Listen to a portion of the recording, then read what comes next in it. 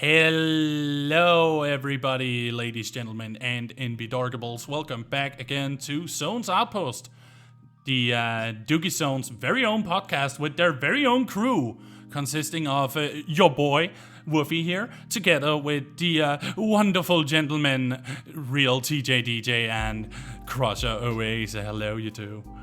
Hi. Good evening. Today, Hello there. we have an interesting thing for you all. We're going into our anime 3x3s that has become quite popular nowadays. And we thought we would give it our own shot at that and make our own 3x3s. And we had originally already done this before, but I made a huge mistake and fooled us all and said, dang it, I made a wrongful recording. So, in other words, I am the only one that did a few changes with the 3x3s to, confine it within what is known as the basic bitches timelines, No, you're not. I also beat it, man. Because I'm a person that watches very long anime, and the others are not. So, therefore, I had to change my 3x3, because most of my 3x3 anime that were in that list were Terrible. 500 episodes long plus. So Also, I've changed no one asked that. you to do that. No one asked you to do that. I asked myself to do that because I want you at least to be curious about checking them out. It doesn't matter if I have 8 out of 9 where you're like, I'm not gonna check it out. It's over 100 episodes long, so forget it, Woofy. He's got a point. Yeah, So, let yeah. him finish. He's got a point. Oh, you want to finish? Okay. He's out of line, but he's right. But yeah, so these 3x3s will most likely go for personal values, but within theming. For me, it will be just a shonen trash list, most likely. And then there are, of course, Snooty's list and TJ's list that will confine to other kind of main themes, most likely. So without further ado, gentlemen, should we just get into it? That's why I'm here. Good. And TJ is just smiling. He knows it's time. He knows it's time. He loved that. That hit his funny bone. So, let's jump into the first 3x3, which is my old one. own. And we have it up on the screen right now, so you can see it here. There we go, the 3x3. Mine is pretty much, as I said before, I'm shonen trash. There is pretty much only shonen here, except for one.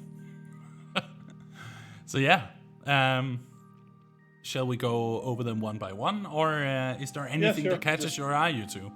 name them real quick and. All right. So we go from top left to bottom right, and from the top left we have Eden Zero, followed by Digimon Savers.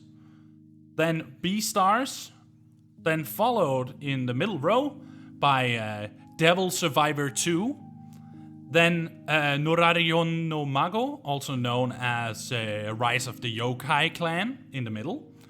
Over in the right side and middle row, we have Kimonomichi, which is amazing. We're gonna get to that. In the bottom row, we have Shaman King, followed by Kikaishi, and Kiseiju, also known as Parasite. Okay. All of these are relatively short. The maximum amount of episodes is the bottom left one with 51 episodes.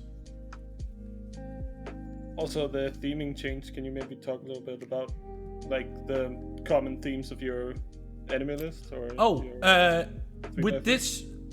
With this one, I was very much focusing on power systems. I love it last time? because honestly, let's be honest. Power. Yeah, exactly. I love a good power system in an anime, especially in shonen, since shonen is just filled to the brim with it, and there are so many different ways you can get unlimited power. So, the only one that's actually an exception to that rule is B-Stars, but there's also a kind of a power system there with For those who don't know, Beastars is pretty much the furry anime. Like, there's a lot of anthropomorphized animals, and of course, every single animal has their own kind of survival instincts and special features that makes them who they are. For an example, a wolf will have really good sense of smell, bunny would be good at running, a cheetah would be good at running, so on and so forth. So that's kind of a power system, but just confined into the different species that exist in that world. But the rest of them are all... Yeah. It makes sense to the species of animal that, like, an alligator can't just, like, run 100 kilometers an hour. No, they're big and sluggish. Like Actually. Actually. According to the encyclopedia, Yeah. That classic. the alligators can actually run incredibly quickly, but can only do it for short periods of time. But honestly, now that I look at it, as a trait, that's not a character trait. That's not a personality trait. No, it's not. But now that I look at it, I can see that the big factor that I feel is mostly reoccurring in my list is monsters or occultism. So, like, there's shamans, there's demons, there is ayakashi, which is Japanese ghosts and spirits, and then there are parasites that are also some kind of monsters. I am really a big fan of series that introduces different monsters and different creatures that could either be really creepy or really, amazing to learn about. And I feel the bottom row together with Rise of the Yokai Clan, all of them really encompasses like how amazing monsters can be, how well they can be,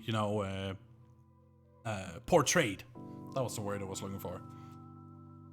Portrayed.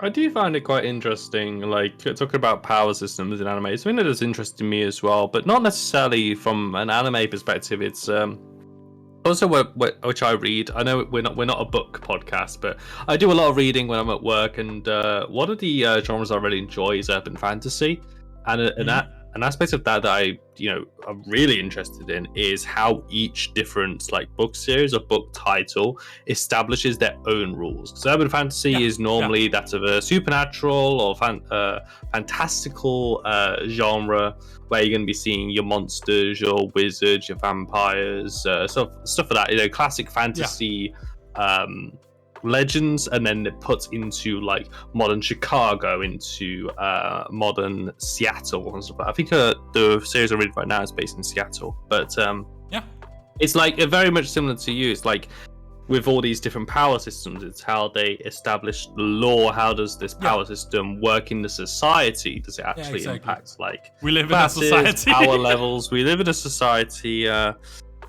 that's defined by power levels, maximum power, as it turns out. And I just thought it was an interesting parallel, really, even though it's a completely different, what's the word I'm looking for here, type of media to consume, but it remains the same. Yeah. I can agree, since I have also read a little bit some fantastical book series. For an example, Spiderweb Chronicles. As you say, it's all about those, like, how you set up the rules, the laws, and the systems, and the synergy of the three things combined.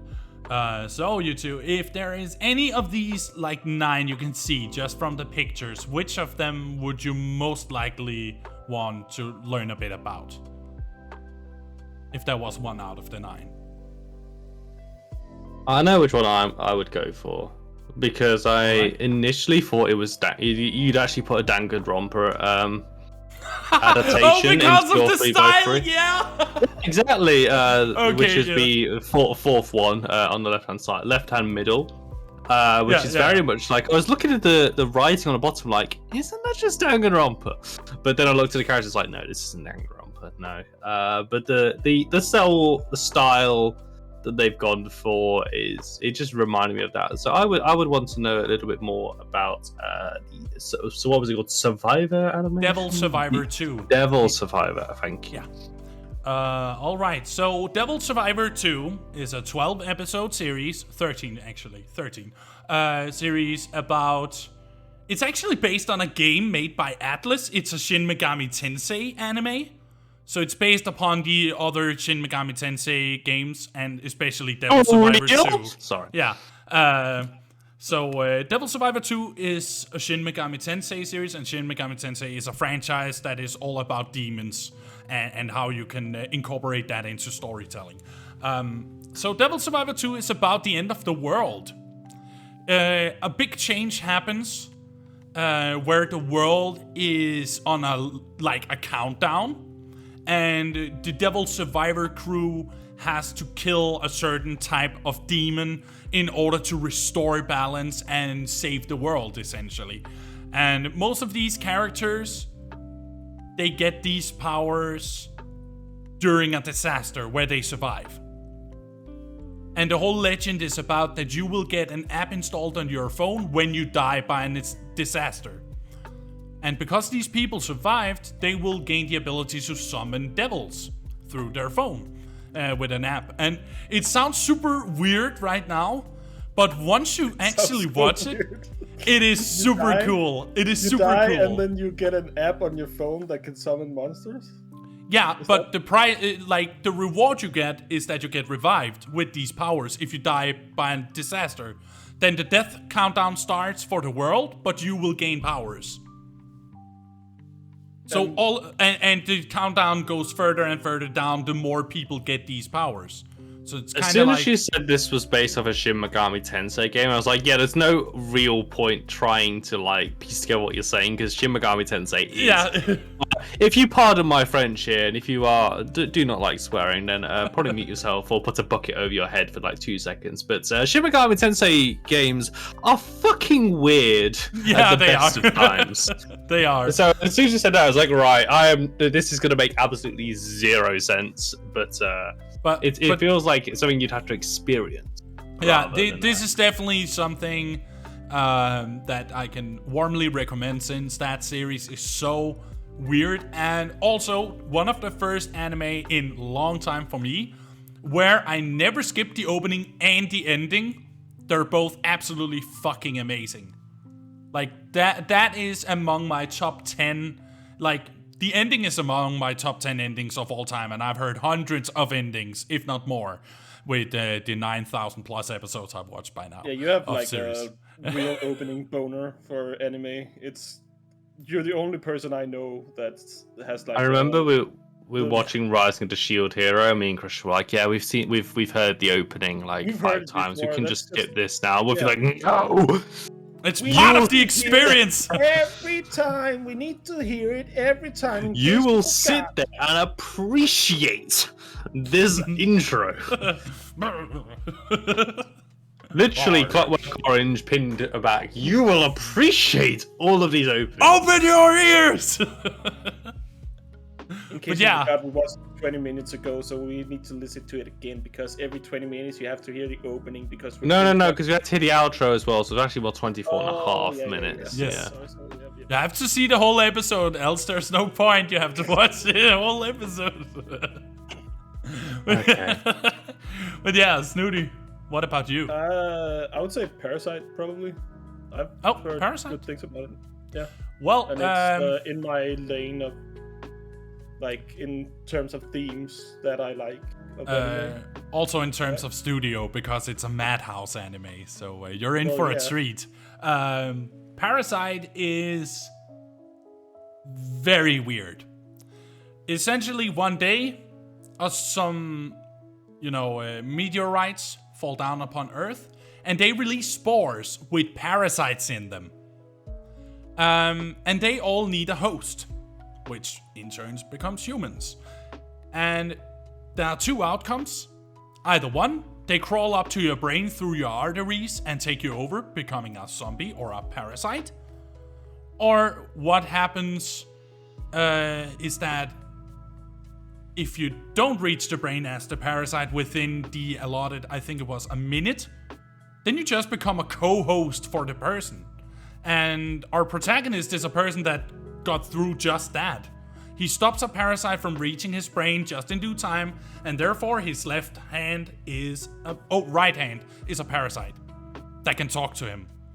So it's a symbiotic relationship. Yeah. It's essentially, Parasite is Venom and Carnage just if it went completely wrong. Like, if nothing went their way. So that's how I would put it. It's a very, very gory, very violent anime, but it's And I like so that. beautifully He just drawn. leant forward in his chair, like. And I like that. Continue. Enlighten me. But yeah, it's really good. I think it is 24 episodes, or is it 13? Well, It's it's one on of the two. Netflix, actually, I think. It It's should on be on Netflix, yeah, actually. Not in yeah. Netflix Denmark. But yeah, I can both recommend Devil Survivor 2 and Parasite, both for their themes.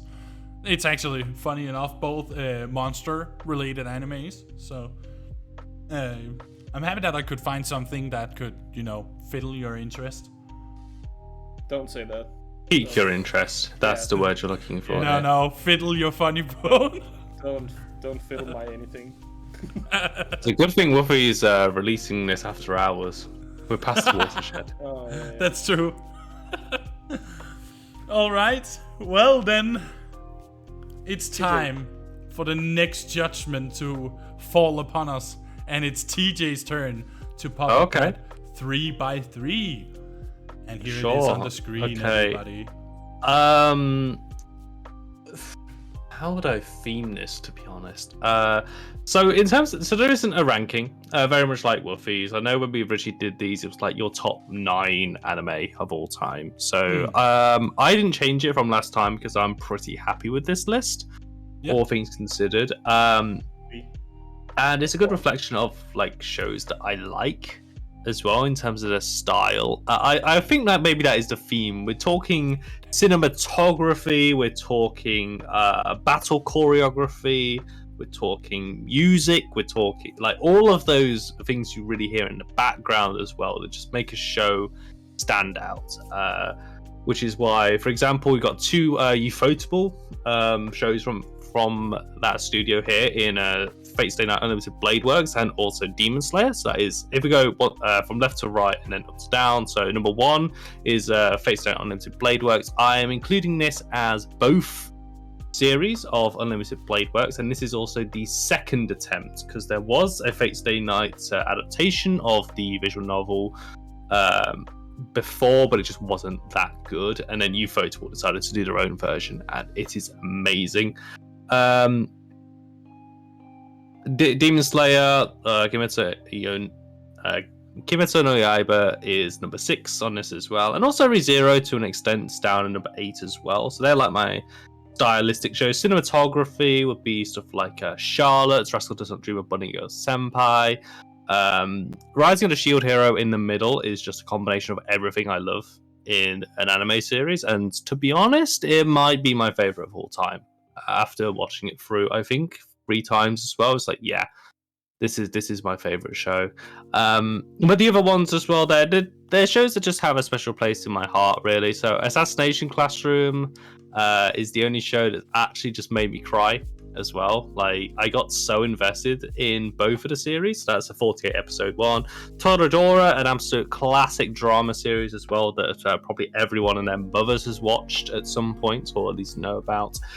Charlotte, for some of the best characters that I've seen. Rising of the Shield Hero, I can gush and fangirl about for an entire podcast. Demon Slayer, Kimetsu no Yaiba, yep, just stunning visuals. Like, holy, this is pornography, essentially, for people who just love battle scenes. Because, of course, ufotable, and it's what I do best. I'm going to leave the one in the bottom left-hand corner, and you'll understand why in a few moments. ReZero was the first serious anime I watched. I count serious as, like... Obviously, when I was younger, I did watch anime, but I watched Yu-Gi-Oh!, Pokemon, Digimon, stuff like that. And I'm not saying that they're not anime; they are also fantastic series.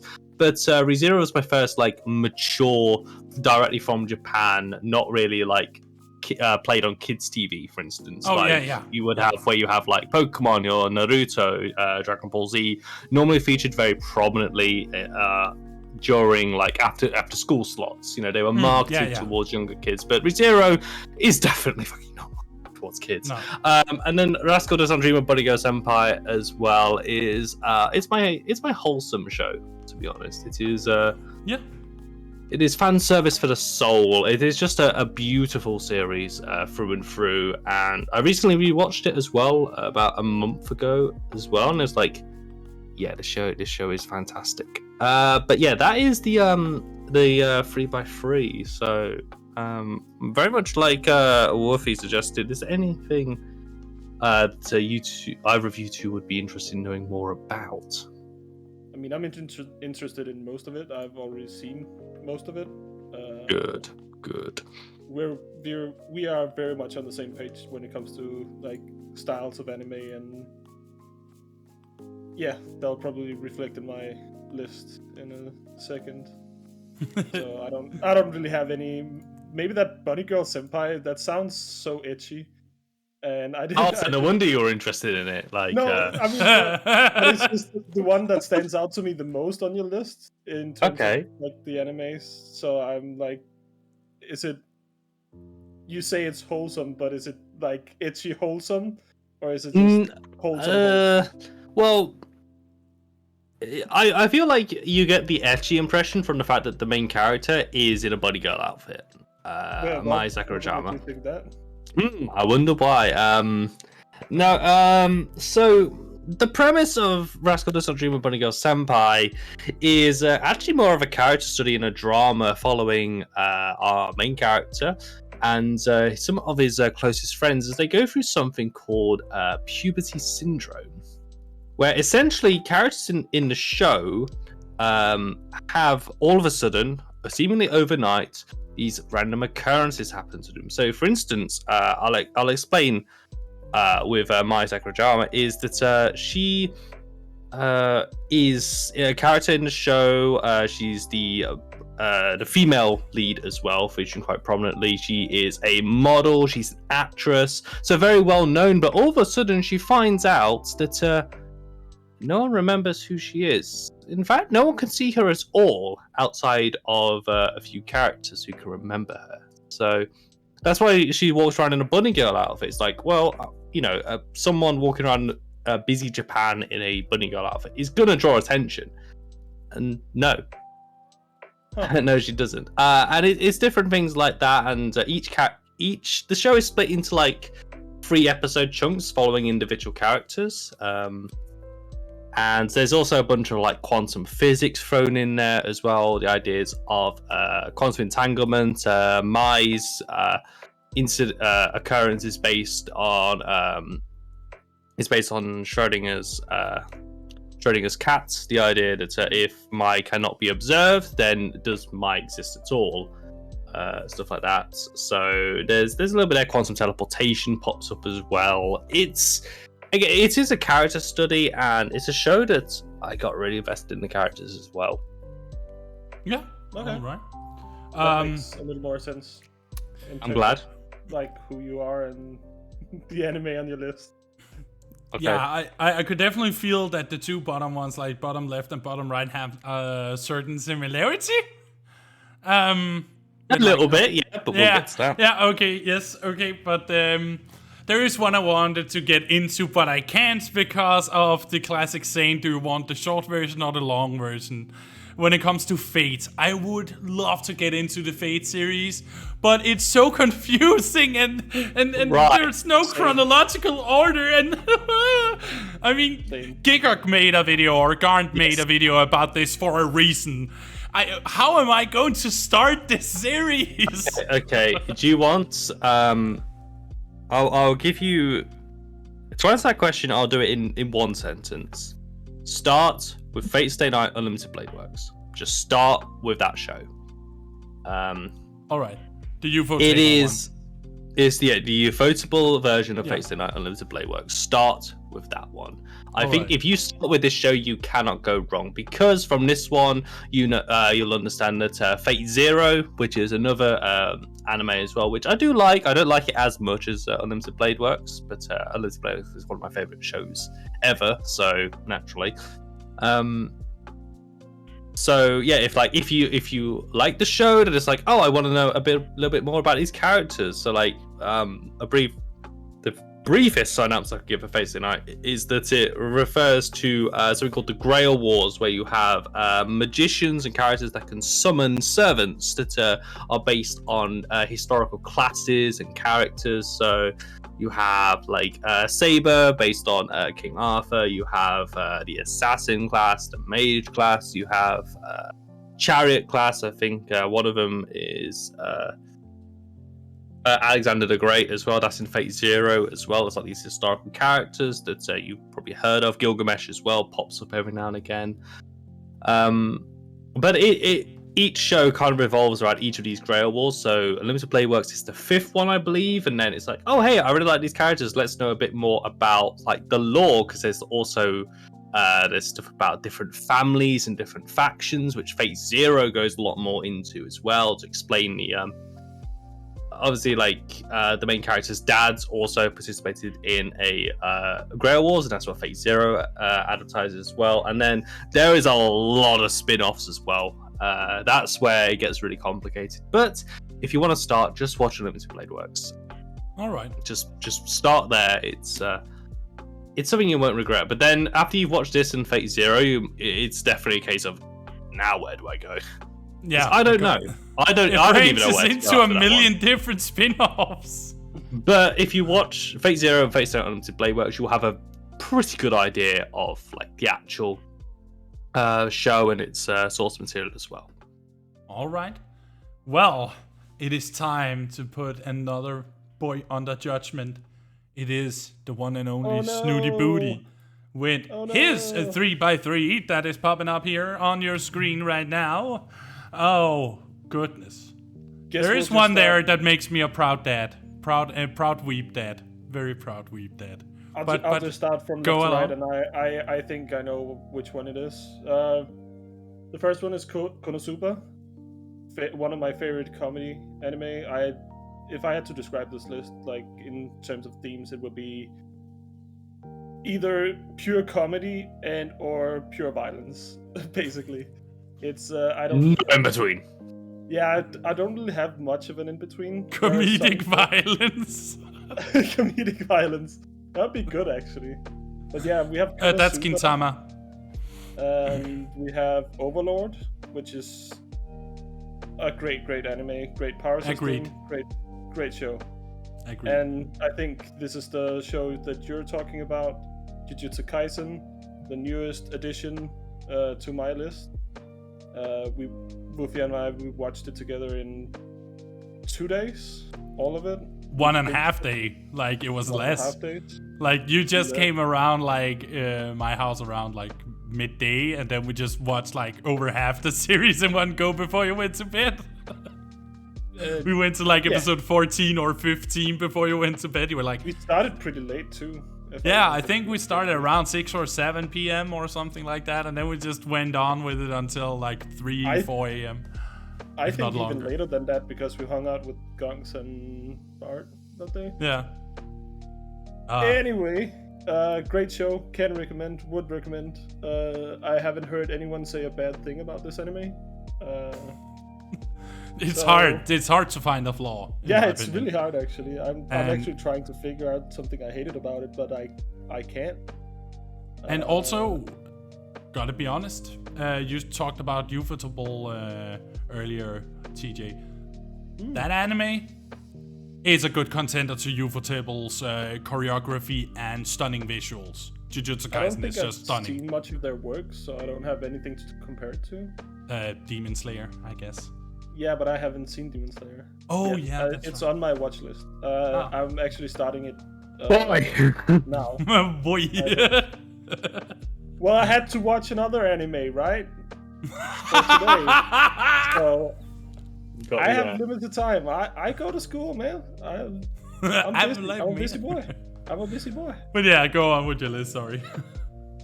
Number 4 is Akimeka Kill. Whoop, whoop. I would say the Game of Thrones of anime. Don't... TJ, what's that face? What is that face? It's just me like, yeah, I mean, I've never quite heard it described as Game of Thrones, but now I actually understand where you're going with this. Don't get attached to any of the characters, because no one is safe. yeah, it's a great show. Lots of violence, great power systems, really heartfelt at moments. Yeah, I liked it. Very, very good. Then we have Hunter x Hunter, which is another anime I watched with Woofy from start to finish. And that's a long anime, actually. And it's a very long anime, probably 114 episodes, I think. I think it's the longest on this list. By far, yes. But yeah, I loved all the characters, and this is the 2011 version, by the way. Yes, the Madhouse edition. Was wondering, I haven't seen the old one, but that was an OVA, and it only lasted until Greed Island, so. Okay, so until the end of Greed Island, but yeah. So we don't care about that. No, but it's probably in my top 3 of all time. Hiatus, you know. So yeah, I don't really have a lot to say about it. It's a classic shonen anime up until like the last season, I'd say. Then it becomes pretty dark, which that kind of caught me off guard. And I think that's where I like got this interest in like, oh, okay, so it doesn't have to be happy-go-lucky and beach episodes every season, and look at us, we're just messing around because, oh, that danger we were in, what about it? We're on the beach now, right?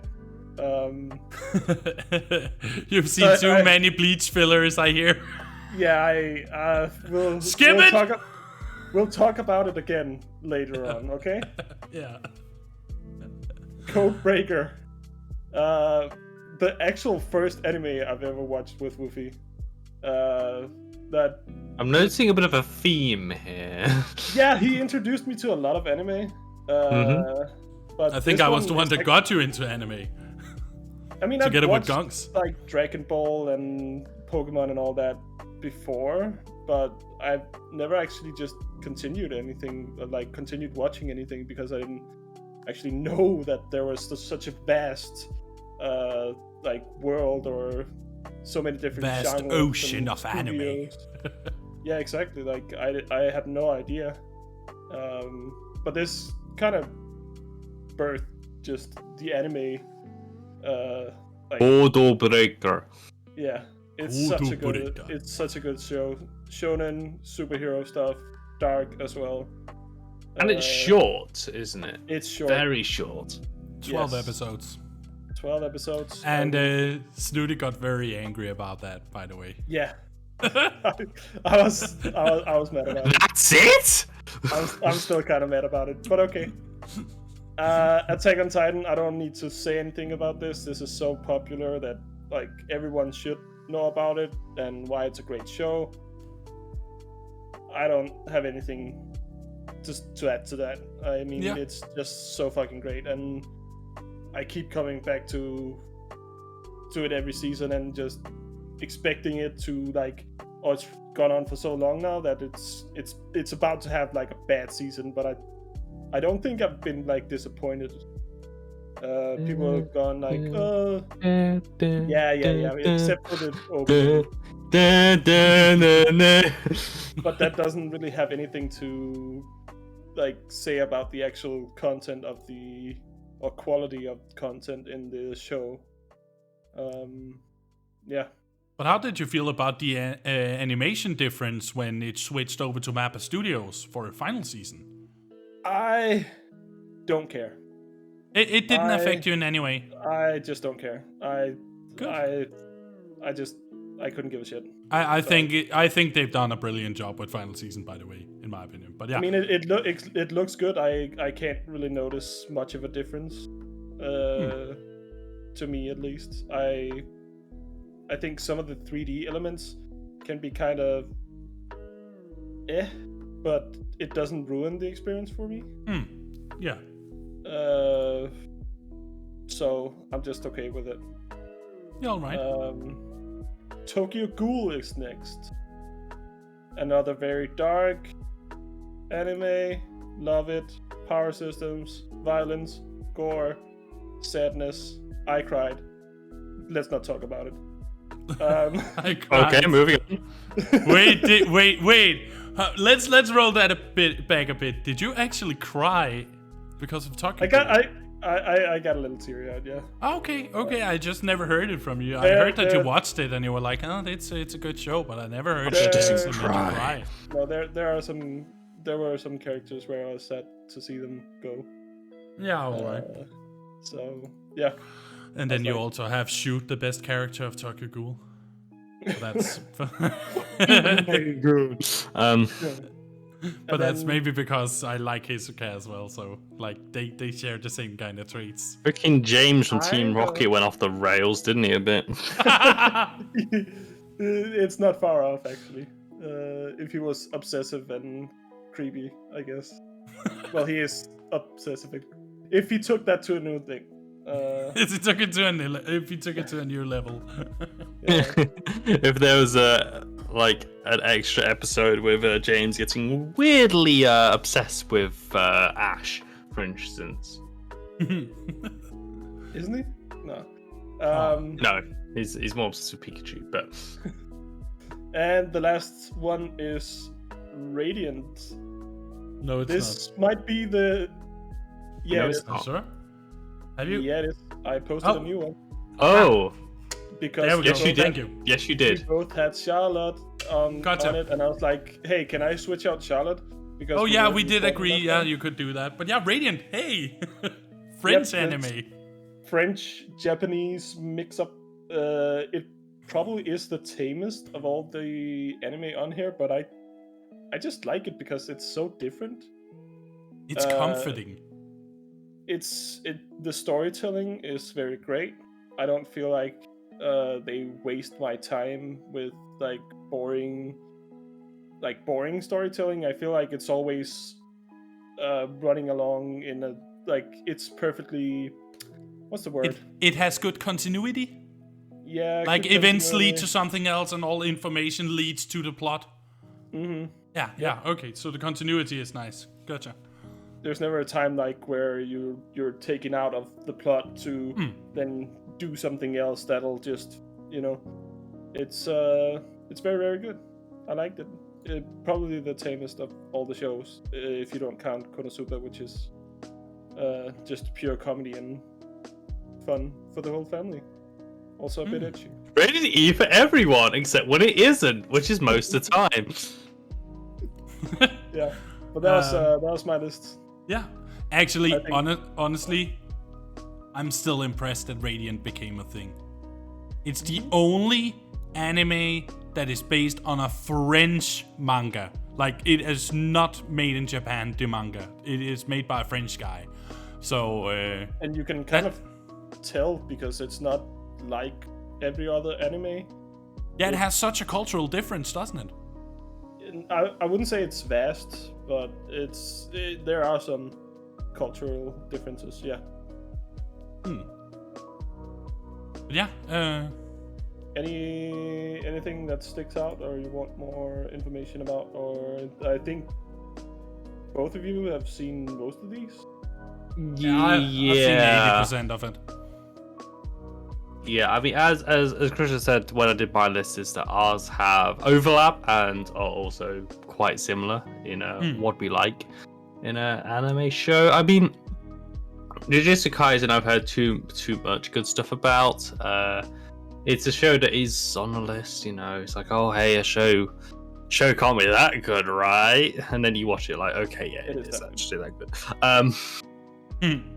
I don't know. I think for me, it's like one anime that gets brought up when people, when you look online at people listing their top 10 shows of all time, and like high rating as well. Hunter x Hunter is a show that pops up every now and again. But I feel like of like the bigger shows that when people say I think One Piece is oftentimes up there. Some people rate Naruto up there. Some people would say Full Metal Alchemist, and it's like, hey, what about Hunter x Hunter? It pops up every now and again. So a little bit more information, if you would please. Hunter x Hunter. What would you like to know? Basically, just a why is this show sleeper OP? I think for me, it started off kind of like an innocent shonen, and then it just gradually built to something sinister, and then the ending just had me floored. I mean, I had never seen anything like that done in an anime before, and I don't know if I want to tell you if you want to watch it, but it was just so crazy. Let's say 30 words, like the briefest. Like, okay, you have 5 seconds to summarize the show. Not okay, spoil that's gonna it. be hard. Okay, 10 seconds. I'm trying to think. Wolfie, you can chime in if you. Okay. so Do you describe want the do you show in want the 10 quick seconds. rundown? Yeah, you have 10 5 seconds. seconds. Okay. 3, 2, Power system. 1, go. 1. Power system about hunters, where you can pretty much make your power system about anything. A little guy goes on an adventure and kills people Stop. Okay. With his best friend. with his best friend. So they're, you could say they are hunting people. Yes, they are. And there's 2 of them. Yeah, is getting out of four hand. actually. 4 actually. Yeah, I don't think I mentioned the power system. It's pretty good. Best power system in anime. End of story. It's put into like is it 6 categories? But that's kind of spoiler territory since it's later in the series. But essentially, you have a power system that can be anything you want. Your imagination creates the ability, and it's based within certain categories. Yeah, within the boundaries of those. Yeah. Categories, yeah, Exactly. exactly. And they have certain so- properties. But I it's think pretty, it was like it was make gonna your be own like- powers.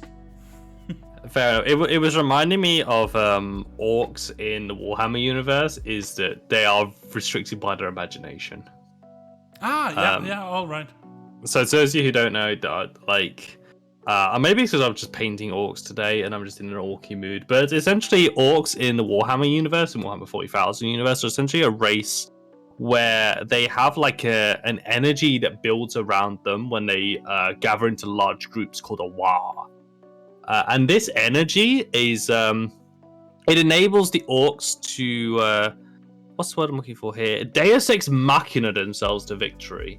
So they build contraptions, like they build big trucks that shouldn't work, but because the orcs believe it works, it works. They think that if you paint your vehicles red, they go faster. Therefore, the red vehicles will go faster.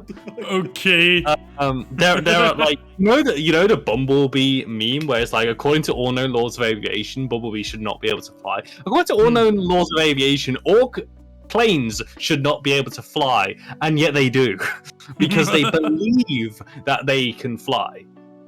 Oh, so that's why I saw a picture of Warhammer with like an orc that's holding the gun like really crazily.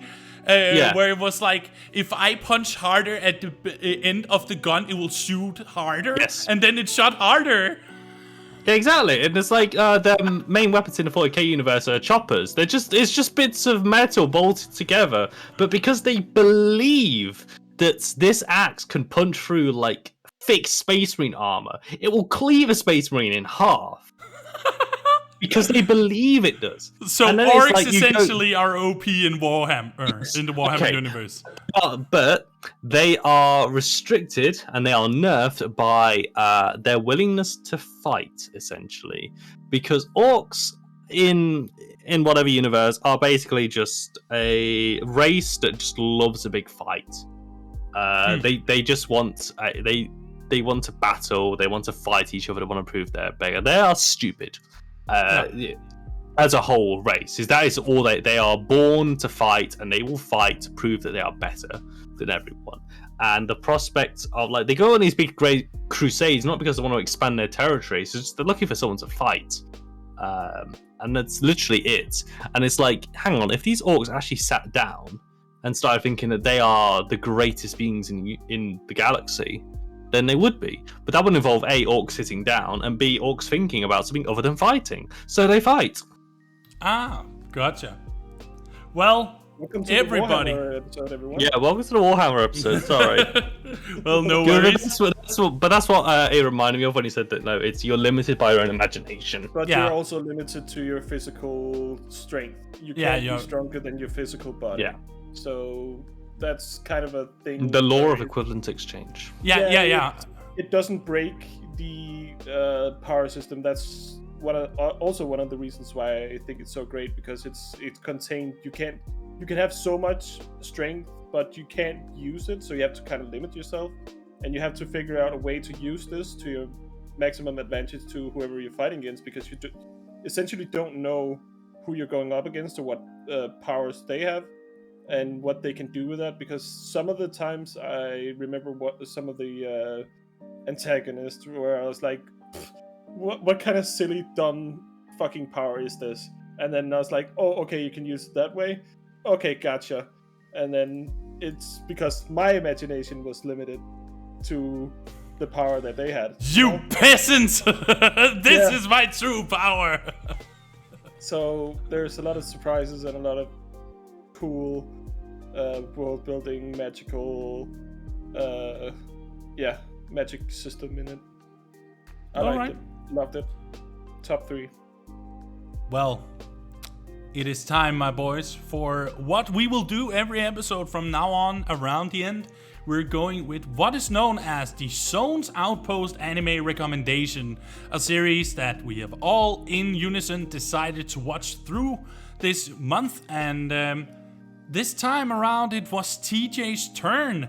And by all means, TJ, introduce us to your world. Okay, so yeah, as Wolfie says, in between each show we do, we will be picking a new series. I think we should explain the rules as well. All right. I think it would be a good place to start. So, rule number 1 is that we have to watch the show in between episodes as well. That's the first rule. Number 2, we cannot watch the show with other people. Like when we watched Attack on Titan together, we watched Rising of Shield Hero together, and it's like, no, we're not doing that now. You have to watch the show on your own so you can actually have stuff to talk about, because we talk a lot when we watch stuff together. Rule number 3, it has to be a show that the other 2 haven't watched / it's been a very, very long time. So I think Crusher hadn't seen this show before, and Wolfie, I think you said that the last time you watched this was about 6 or 7 years ago. That counts. Yeah. It had been a very long time since you had watched this show before. And for me as well, it had been a while since I'd watched it, but it still stuck with me. And this show, they're basically the only rules from this point. So the show that I suggested to the other 2 and was put forward was Another, which was bottom left of my 3x3. So Another is a anime that released in 2012. It is a short show. It's only 12 episodes, and it is a kind of a horror supernatural mystery show is how I describe it. To introduce like the general synopsis of the show is that we follow the lives of class 3 in a school called Yomiyama North Middle School, and class 3 has a bit of a curse that follows them, and a particularly gruesome one is that, where essentially there are some spooky goings on. I think we will break down the actual spookiness here, but it involves a lot of death.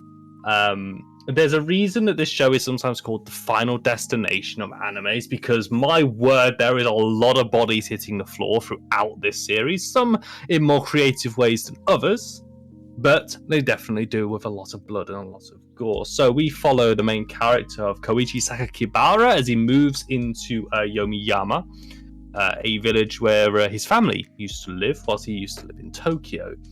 And on his first day, well, we start off with him in hospital. He meets some members of his class. That's Ikari Sakuragi, who is one of the class officers. Izumi Akazawa, who is the head of countermeasures. Countermeasures, thank you. And it's like, what on earth is that, a role? Okay. And then we also meet Tokuhimo Kazumi, who is the student council rep for that school as well. So when Koichi Sakakibara enters his first day at school, he meets a character who sits at the back of the class called Mei Masaki, who is a small petite girl, black hair with an eye patch. But for some reason, Sakakibara is the only one who can see or interact with Mei Masaki.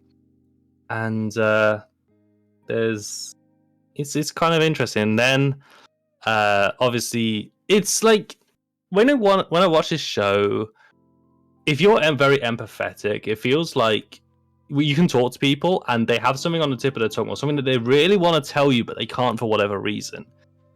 And that's very much what every interaction in this show is that everyone in the class knows something, and we follow Sakakibara as he discovers the class's brutal secrets and ultimately what the brutal fates that meet some of the characters as well. So be warned, if you've not seen this show, we are going into very heavy spoiler territory as well. For this one, we will leave no stone unturned, so if you want to watch the show, then pause this video, come back in about 4 hours, and carry on. So, Woofy, Crusher, you both watched another. Yeah. What now, Snooty? What now? I can't believe you made us watch Among Us, the anime. You sussy baka! It was the only thing I could think about. Perfect. Yeah. Just leaving the call. That was pretty sus. He was venting. You can't. Okay. You deserve that, honestly. No, I teased you guys before we started this by saying I watched this whole anime in one sitting. I didn't plan to, but I did. And I was like, because I got off school early, I finished my homework, I was like, maybe I should just get started. I can watch 3 episodes today, 3 episodes tomorrow, and then I'll be done in time. I was like, after the first episode... Oh, that was a lie. Well, that was a lie. I was like, maybe I'll just watch one. Maybe I'll just watch the next one. Maybe you would watch one. No, because I thought the first episode was kind of I can't put my finger on what it was. I thought it was just kind of slow. But then I watched the second episode, obviously, and then it just kind of kept rolling from there. I was like 6 or 7 episodes in before I was like, okay, it's dark outside now, and maybe I should have a toilet break and have some dinner, whatever. I didn't do any of that. I didn't do that. It was very captivating. I liked it. I think one of the things I loved the most was the art style. I didn't expect that from a show this old. The story was very good and all the surprising elements. Yeah, that's just my initial stuff. No, so we'll get into more of it, but I just had to get this off my chest. I was just like, this, and then the Among Us thing. I just had to say that. I'm sorry. Of course. Yeah. So this had been, we would say, 6-7 years since you watched the show. Yeah. What was it like to revisit it? I gotta admit, it was worse than first time.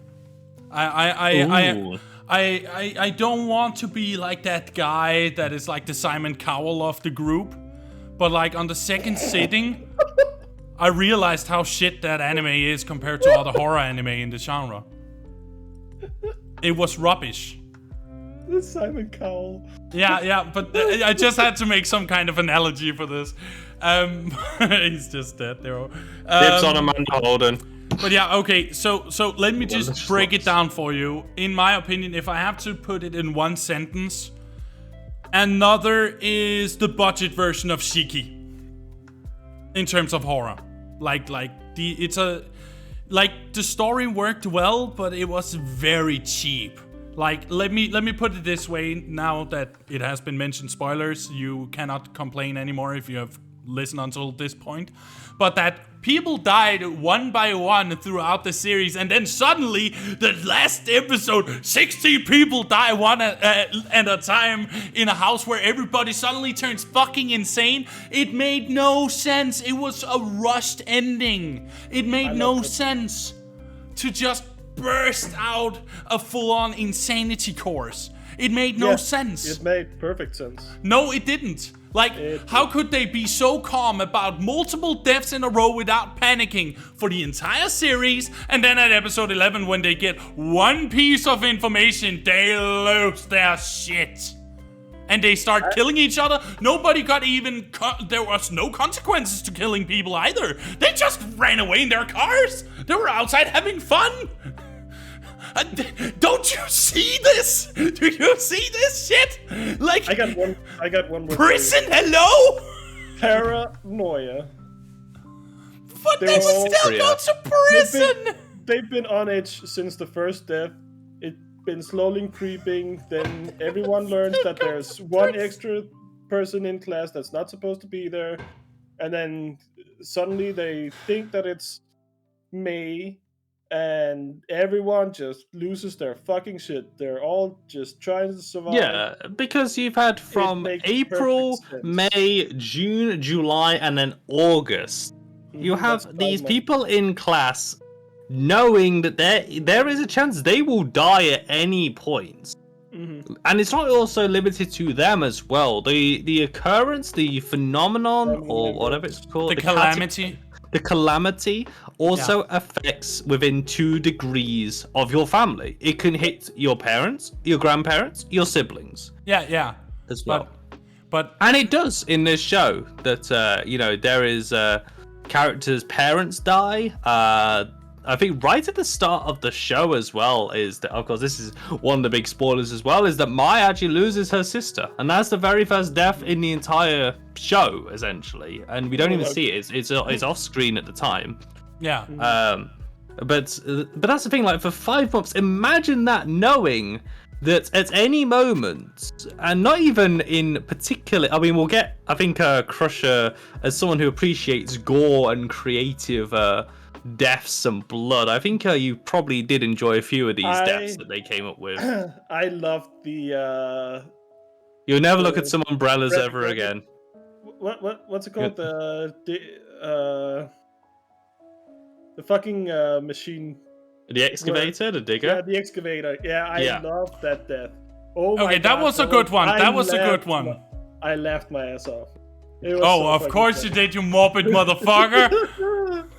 I was like, hey, what is this shot? I'm like, okay, this is gonna be used, but I actually thought that it maybe would hit the girl, but instead it just hit her parents' house and killed her brother. But you've had 5 months of this. Literally, people also watch their classmates and family die as well. They do not skip on the detail. It's good times. And then all of this tension builds up where you start to have a breadcrumb trail come through that there is a way to stop this. So stabs himself in the neck in front of the class. Like, yes, their teacher literally does that. How can everyone in this class not be fucking traumatized and crazy as shit by the end of this? Yeah, but that's why right at the end, you get them all in a pressure cooker situation as well, and then they finally find out how they can stop the calamity. Is that there is an imposter among them? Bum bum bum bum bum bum bum bum. And the only way to stop the calamity is to kill this imposter. Then the show becomes a whodunit as well, and quite a grisly one as well. You said that they start murdering each other. I think there's only actually 2 murders. No, there are more. The deaths happen more from the building collapsing around them. The old man, the husband and wife that owned the mansion died. Both of them. And even one of them was killed by there's one. Chikiri. Then we also got the death of Tokoka, whatever she was named, the roommate of the head of countermeasures. She got strangled to death in the mansion. Yeah, but then there was the guy that died to an explosion from the dining room. That wasn't a murder. But still the deaths, like that they went by 1 death at a time every month, and then suddenly 10 deaths in the last episode because we need to kill as many as possible, letting only how many actually survived? I think it was only 6 or 7 out of an entire class surviving. How could that happen from they have seen all this horrible shit happen, and they were completely calm and just, we just need to follow the rules. Because they've seen all of this horrible shit happen. But they would have been panicking earlier. Like, this is just pure psychology. No, they were not panicking until last episode. They were calm. How could they go on with their lives and have a fucking beach episode in episode fucking 8 if they are panicked? You fucking dipshit. Sorry, I got angry. Sorry, yep. They were out of town and the curse... No. The Not beach episode is there to highlight the limits of the Calamity and the fact that they think it's safe. Like, we've had 7 episodes of not knowing which character is going to die in whatever umbrella-related incident next. And then we have this beach episode, which is, it's weird as a tonal shift, but at the same time, we get one of the more gruesome deaths at the end of it as well, when a guy literally gets ran over by a speedboat and But he died before he got cleaved. Well, he died from a growth in his brain or something like that. An aneurysm. An aneurysm. He fell on the stairs before. Yes, but I think you saw his you saw his body diced into bits by a speedboat. Yeah, and they think they're safe, and like this. Nice. This episode is just a complete tonal shift as well. I think it's the first time actually that multiple characters are seen smiling at any point during the show. Yeah, is when they're on the beach episode. But how can that explain, like earlier with Machizuki or how was his name now? The timid kid that was an artist. He watched his friend die of a heart attack. And then the next episode just acts completely calm, not affected at all. Not even a day has passed. Yeah, that's true, but all of these things that happen every time somebody died, people were still calm. And then suddenly, midway through the season, they realize, oh wait, it's none of you, you're not the non-existent person, let's invite you back in. There was not even a single episode where they explained that happening earlier. That was a special case that just happened to further the plot. And I didn't like that. They should have continued to exclude both Misaki Mei and Koichi. Both of them should have kept on being the non-existent, and they should have been solving the case by themselves.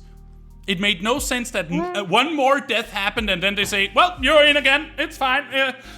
Just don't worry about us excluding you. The whole point of the counter... Okay, so I think maybe we should give this time for the calmer people in this call to probably explain the rules of the Calamity. I've just hit my microphone. So Woofy can take a few moments to relax and calm down. Woofy, mute yourself for a second. And then Woofy's going to be muted for a few minutes. I think he needs to blow some steam off or something. But anyway, so the rules of the Calamity, I'm actually going to Google these as well to make sure. So the Calamity's origins is there was a class, I think in 1973, so 23 years before the show was set, where essentially there was a student in the class, and it's established they were very well liked, they did very well at school, like really popular kid. It was 72, by the way, sorry. 72 years, 1972. Okay. So 24 years then? Anyway, but not the point. So it was ages ago, and what happened was this kid suddenly died, and throughout the class then decided to go into complete and utter denial about it. No, this person's not dead. They're right there, and then the whole class goes along with it, and essentially this idea of linking death with the class, inviting death in, and I think there's also maybe a little bit of Japanese folklore and urban fantasy about this. I know that there are. I didn't look into it specifically, but when you look at things like the Grudge, the idea of spirits, what's what I'm looking for here? Evil spirits. Evil spirits. I don't know if there's a specific word I was looking for. Malevolence. I said malevolent spirits that are linked to certain events. So I'm thinking the Grudge, for instance, where you have a malevolent spirit attached to a house and to a family and stuff like that. But it gets attached to this classroom here. And so that's how the Calamity starts. And essentially the rules are that the Calamity begins when one person is added to the class over its limit. In this case, it's when Koichi Sakakibara becomes part of the class. There's one added in, and then one member of the class is already dead. Is it over the limit? Are you sure about that? I think it's just. I think that there is a set number of people, but yes, there should be 30.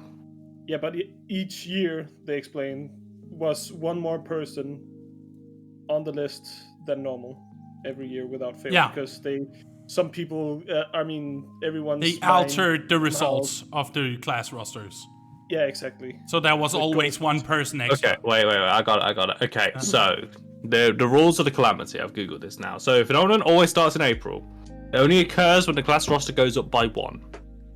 We could agree with that. When the phenomenon starts, at least one person dies every month. Yes. The casualty can be anybody in the class or within 2 degrees of separation. Yes. It's also limited to only members of Class 3's family, so it doesn't happen to any of other classes or any other teachers or anything like that. The phenomenal's rage is linked only to Yomiyawa, as it's said in the show that when someone is able to leave the town safely, they are unaffected by the curse. Correct. So then you have someone called the casualty. So the casualty is an extra member of the class that shouldn't be there.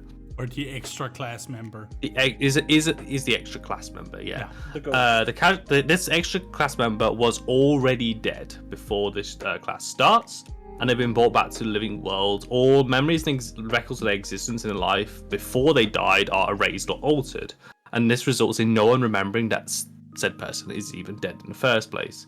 Yep. After graduation, the casualty disappears, and all the records go back to show who was the extra. Well, all the records go back to how they were, and the librarian is able to keep track of this and show who was the extra one in each class. Yeah, he writes it in red. Yeah, and the phenomenon can only stop part way, so the Calamity must go through its full course to graduation, and it can only be stopped by this extra character, the imposter, being found and killed as well. Yeah. Yes, and they found that out by mistake 1 year, 15 years before this current year. Current year takes place. So in the class of 1973, everything was normal. They realized they didn't have enough desks for the students. The class roster matched the number of desks in the class, but the students didn't. Thinking it was just an error, the class just shrugged it off and added another desk. And in April, people with a connection to class 3 started to die, and no one realized that this was because it was the actions of the class before them. They just thought the disasters were just unfortunate events as well.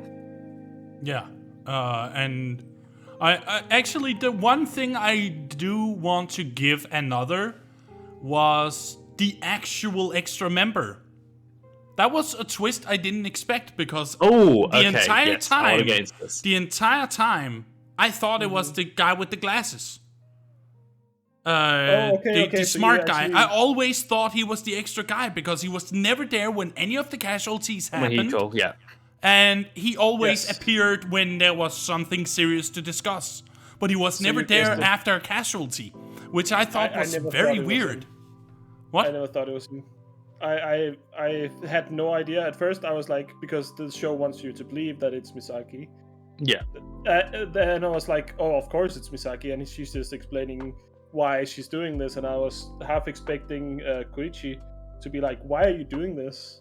And then, of course, it gets explained that she's actually there, she exists, and then I was like, before the show even put it in my head that it might be him, I was like, maybe it's him. Maybe he's the ghost. Yeah, because he was and this is something I feel the show does really well.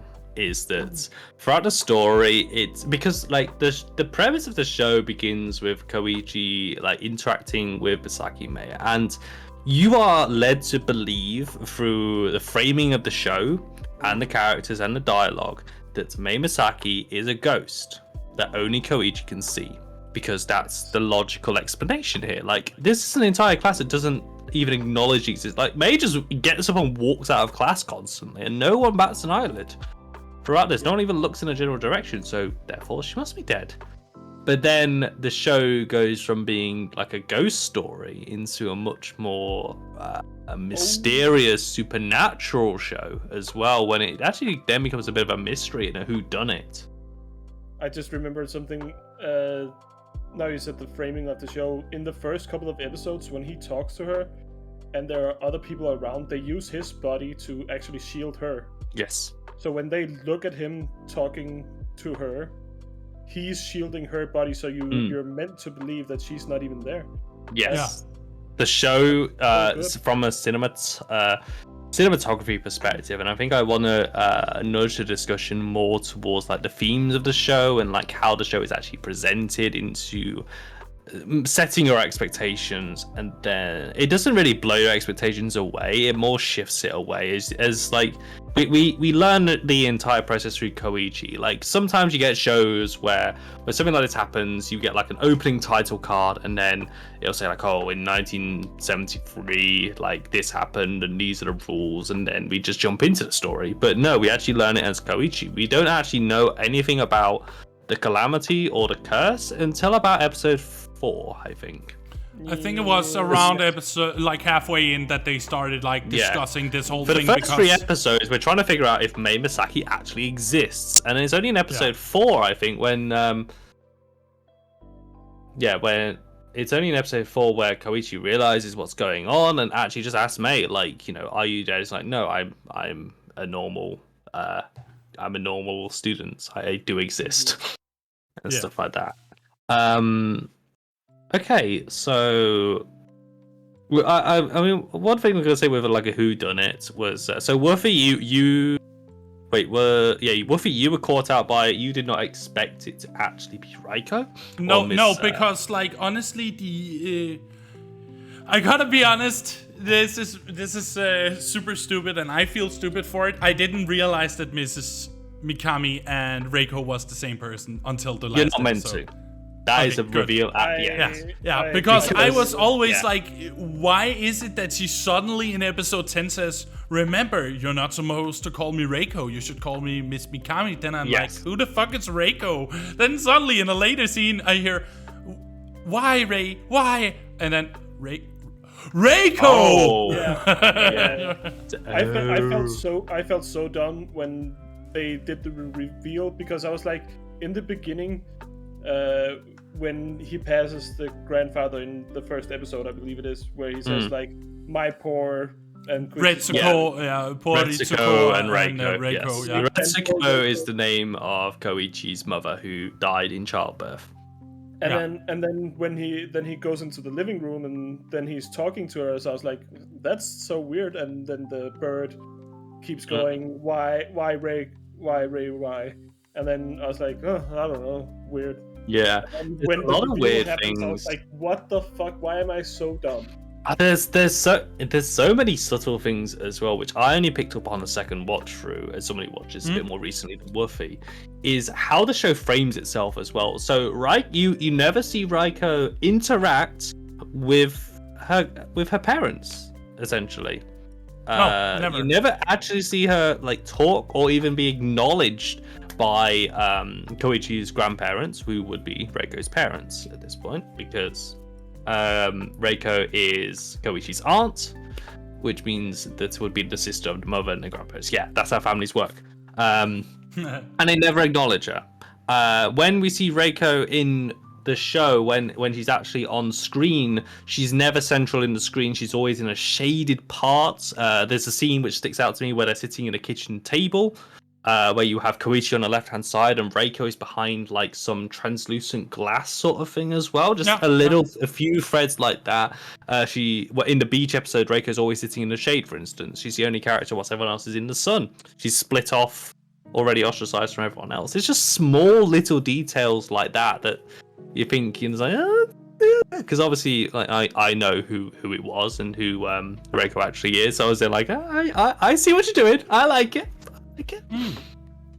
Well, I gave it a 6 out of 10 though. It was still above midway. I still feel it's a good anime, but in terms of horror, I have seen better.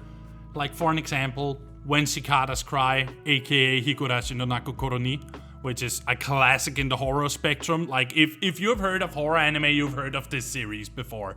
At least seen some clips from it. But that's maybe because I have seen so many horror anime by now that it's very hard to impress me. I was also very unimpressed with most horror anime I've seen since. The first few ones I've seen. But overall, yeah, it was a good recommendation. So thank you, TJ, for the recommendation. Because you've seen more anime than us, so yeah, of course. To me, this is the first, I think, of its kind that I've seen. So so it's the first horror anime you've seen. Yeah, I've ranked it pretty high because I don't really watch because it's very psychological. It's a psychological thriller, I would say. It's the theme of this. It's like, do you describe Final Destination as a horror film? I don't. Yes. I just like to think of it as a Mogus. Mogus. The anime. As a Mogus. No, but I actually gave it an 8. I thought it was very good. But as I said, maybe that's because I haven't watched anything like it before, so I don't have anything to put it up against. Yeah, all right. But I like the animation, I like the storyline, I like the pacing of it. And when I thought back on it, I was like, how can I be so it just makes sense. Yeah, of course. I have a couple of things that irked me a little bit. Because they kind of built it up as the first guy who died. Like, he died in, there was some suspicious about his death, but they never explained that. The first guy? Yeah, he passed away, right? From a heart attack. Oh, no, 72. he wasn't the first death. In 72. Oh. They, okay. I feel it's a sudden illness. It doesn't get explained. Okay. And so that was kind of like, maybe he just passed away, whatever. And then the second one was when Reiko died. Was that because of the Calamity, or was it just the... No, she got stabbed. She got stabbed by another classmate that was affected. She got pickaxed by Koichi through the heart. No, when she died. Oh, when she died. It's described as an unknown assailant. Yeah, that stabbed her into the back. Like a mugging or like something. No, because it's stabbed from behind, right? Yeah. So all we see from the framing is that she's being chased by her killer, essentially, and she gets stabbed in broad daylight. Mm-hmm. Which could be an effect of the Calamity. But I assume that she was still a teacher, so maybe it was the Calamity. No, it was no. That clip was like, wait, that was 1.5 years ago. It happens 1.5 years before. So yeah, you're right. She should still be a teacher. So the teacher died. They had a funeral, and then suddenly she's back, and nobody remembers that she used to be there. Other than that's the point. Is like the records and the memories of everyone involved get changed. Yeah, to either not know they existed or to think that they already exist. But okay, I'm glad that you both enjoyed that. This is in my 3x3. I love this show. I think it's fantastic. It's probably about an 8.7, 8.8 out of 10 on my overall rating. I do have criticisms of it. I'm not going to sit here and say this is a perfect show. From a writing perspective, it annoys me, for instance, that May, throughout this time, has the ability to see the color of dead people with her eye patch. And it's like, why didn't you bring this up right at the start? I can understand, also as well. I completely forgot about that. When you said it, I was May can literally see dead people. I see dead people. May can see the color of dead people, like they have this aura around them when she reveals her not prosthetic eye. It's more of a doll's eye. Her doll's eye, yeah, and it gives her that ability as well. It's like, this would have been so much more useful, right at the start, if we would just...